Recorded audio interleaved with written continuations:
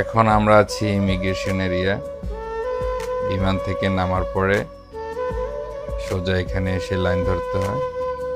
এখানে ইমিগ্রেশন অফিসাররা বসে আছেন কাউন্টারে কাউন্টারে, এক একজন করে যাবেন, সবার পাসপোর্ট চেক করে তারপরে উনি এক্সিট এন্ট্রির সিলটা মারবেন।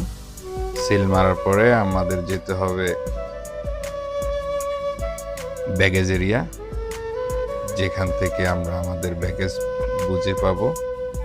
তারপর সেখান থেকে ব্যাগেজ নিয়ে যার যার গন্তব্যে আমরা রওনা দিব। এখন এখানের কাজ শেষ হলে পরবর্তীতে দেখাবো ব্যাগেজ এরিয়ায় কীভাবে ব্যাগ নিতে হয়।